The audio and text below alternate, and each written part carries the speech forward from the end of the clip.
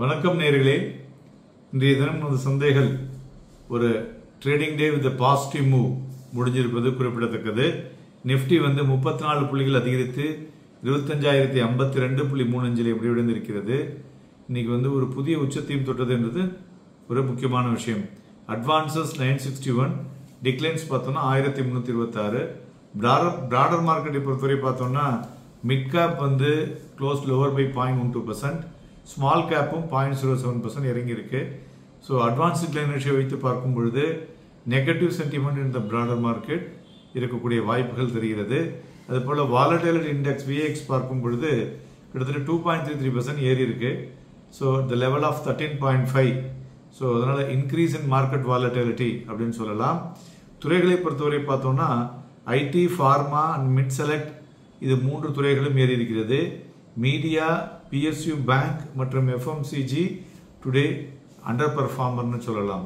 Individual ஸ்டாக்ஸை பொறுத்தவரை பார்த்தோம்னா LTE, Mindtree, Wipro, Divi's lab, IndusInd bank, Bharti Airtel, Infosys, Eicher motor, Bajaj auto, Cipla, Sun Pharma இவையெல்லாம் ஏறிய பங்குகள். இறங்கின பங்குகள்னு பார்த்தோம்னா Asian paints, Adani, Nestle, Maruti, Britannia, Coal India, Axis, Shriram Finance, Hero MotoCorp, State Bank of India இவையெல்லாம் இறங்கிய பங்குகள் என்று சொல்லலாம். மேலும் சந்தைகளை பொறுத்தவரை ஒரு ஸ்டில் அந்த வாலட்டிலிட்டி கண்டினியூ ஆவதை நம்மளால பார்க்க முடிந்ததுன்னு சொல்லலாம். என்றால் நாளை மறுதினம் அமெரிக்காவில் வரக்கூடிய சில முக்கியமான விஷயங்கள் சந்தைகளுக்கு ஒரு மாதிரி ஒரு திருப்பத்தை ஏற்படுத்தக்கூடும் என்றும் எதிர்பார்க்கலாம்.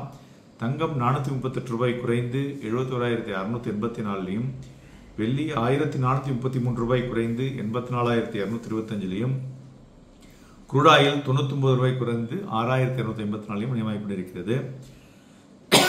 யூரோப்பியன் மார்க்கெட்ஸ்லாம் ஸ்லைட்லி ஹையரா இருக்குன்னு சொல்லலாம். ஆர்பிஐ ஸ்ட்ரெங்தனிங் த infrastructure including cross border payments இதை ஃபோக்கஸ் பண்றாங்க. அதனால டைரக்ட் பேமெண்ட்ஸ் நடக்கக்கூடிய வாய்ப்புகள் இன்னும் அதிகமாக இருக்கக்கூடும். பிளாக் டீலை பொறுத்தவரை பார்த்தோம்னா APL, Apollo tubes, Cholamandalam finance holding, then Trent, Divi's lab எல்லாம் பிளாக் டீல் நடந்துள்ளது. நிஃப்டி ஃபியூச்சர் இன்றைய தினம் 53 லட்சம் ட்ரேடிங் வால்யூம் நடந்துள்ளது. பட் பிலோ ஆவரேஜ்னே சொல்லலாம். இப்போல நேற்று தினம் போல இன்னைக்கும் காலையில் ஒரு 9:34க்கு நிஃப்டி ஒரு லோவை தொட்டது 24,964. பட் இன்றைய தினம் புதிய உச்சம் 25,129.60. கிட்டத்தட்ட ஒரு 100 புள்ளிகளுக்கு மேலே அதிகரித்தும். பட் எவ்வொரு ஹையர் லெவலில் பார்க்கும் பொழுது ஒரு 2:30 மணிக்கு மேலே மறுபடியும் மார்க்கெட்டில் ஒரு ப்ராஃபிட் புக்கிங் வந்தாலும் ஒரு மைனர் ப்ராஃபிட்டோட மார்க்கெட் முடிவடைந்திருப்பது குறிப்பிடத்தக்கது. இது we can say it is a choppy closing சொல்லலாம். ஆனால் வாலட்டிலிட்டியை பார்க்கும் பொழுது பெட்டராக இருந்தது. இன்ட்ராடே பண்ணுவதற்கு ரொம்பவும் அருமையாக இருந்தது என்று சொல்லலாம். மேலும் இவை எல்லாவற்றை வைத்து பார்க்கும் பொழுது நாளை தினம் நம்மளுடைய மந்த்லி F&O க்ளோசிங் இருக்கு. ஸோ அதனால வாலட்டைல் நாளைய தினமும் மிகுந்து காணப்படும். ஈவன் அந்த 25,200 அப்படிங்கிற நிஃப்டி ரெசிஸ்டன்ஸ் லெவல் தொடரக்கூடிய வாய்ப்புகள் அதிகமாக தெரிகிறது. அதுபோல 24,835 என்ற புள்ளிகள் வரை சப்போர்ட்டை எடுக்கக்கூடிய வாய்ப்புகள் அதிகமாக இருக்கிறது. நாளைக்கு வாங்கி விற்பதற்கும் விற்று வாங்குவதற்கும் ஏதுவாக இருக்கக்கூடும்.